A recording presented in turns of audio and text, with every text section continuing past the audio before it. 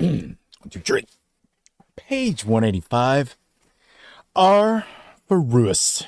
The 13th tree is the elder, a waterside tree associated with witches, which keep its fruit well into December. It is an old British superstition that a child laid in an elder wood cradle will pine away or be pitch black and blue by the fairies. The traditional wood for cradles is the birch, the tree of inception, which drives away evil spirits. And in Ireland, elder sticks rather than ashen ones are used by witches as magic horses. Although the flowers and inner bark of the elder have always been famous for their therapeutic qualities, the scent of an elder plantation, was formerly held to cause death and disease. So unlucky is the elder that in Langland's Piers Plowman, Judas is made to hang himself on an elder tree. Spencer couples the elder with the funeral cypress, and T. Scott writes in his Philomethy, 1616, the cursed elder and the fatal yew with which rowan and nightshade in their shadows grew. King William Rufus was killed by an archer posted under an elder. The elder is also said to have been the crucifixion tree, and the elder leaf shape of the funerary flints in megalithic long barrows suggests that its association with death is long-standing. In English folklore, to burn logs of elder brings the devil into the house. Its white flowers, which are at their best at midsummer, make the elder another aspect of white goddess, and the same is true of the rowan. The elder is the tree of doom, hence the continued unluckiness of the number 13, and the month extends from November 25th to the winter solstice of December 22nd.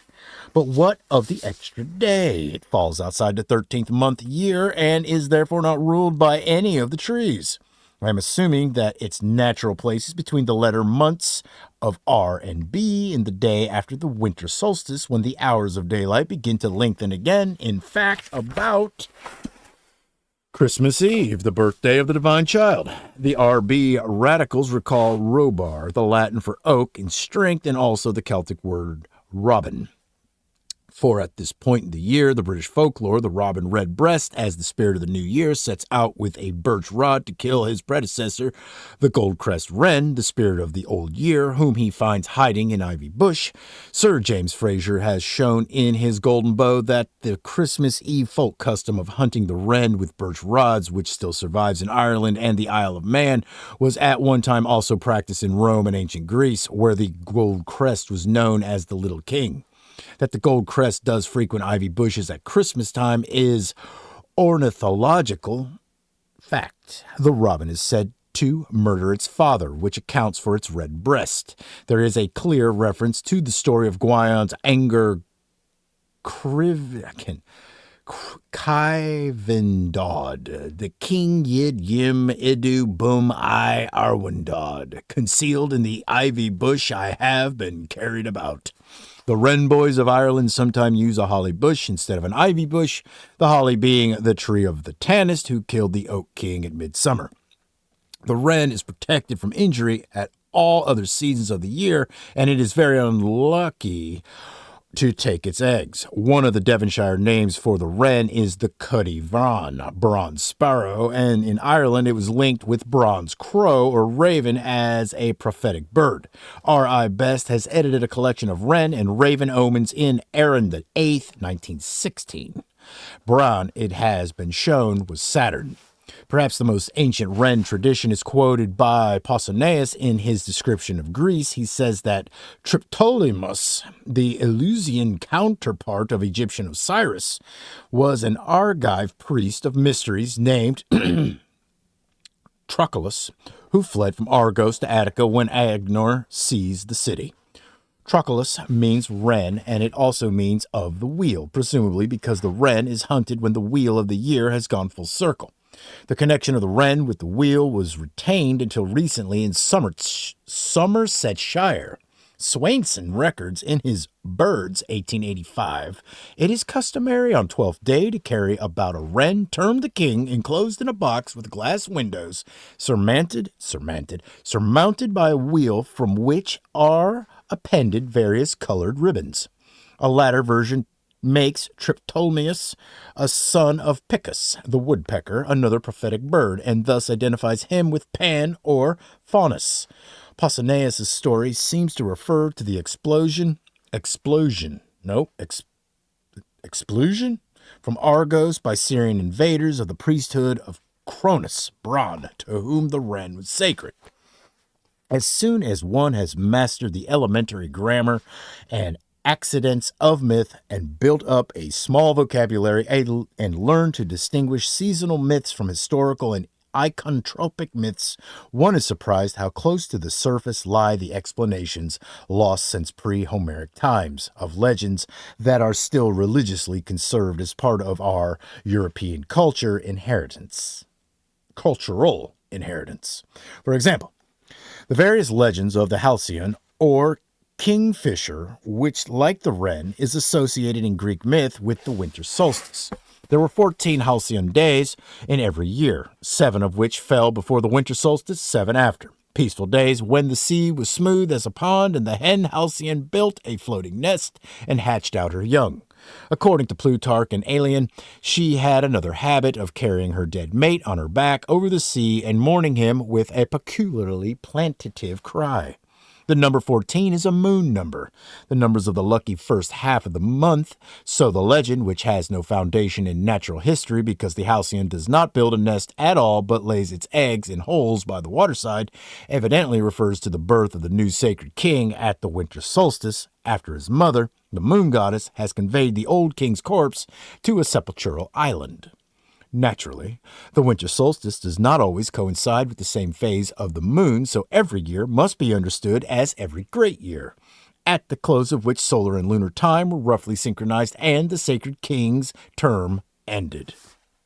Homer connects the halcyon with Alcyone, a title of Meleager's wife, Cleopatra, and with an earlier Alcyone who was daughter of Aegle, she who wards off the hurricane, by Aeolus, the eponymous ancestor of the Aeolian Greeks. The word halcyon cannot therefore mean halcyon, sea hound, as it usually supposed, but must stand for Alcia, one, princess who averts evil.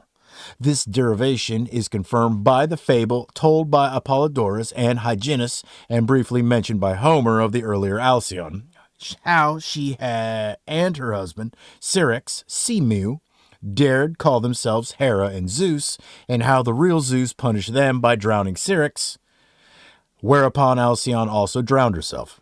Syrinx was the metamorphosed into a seamew, or according to Alcman, into a razor bill, and she into a halcyon.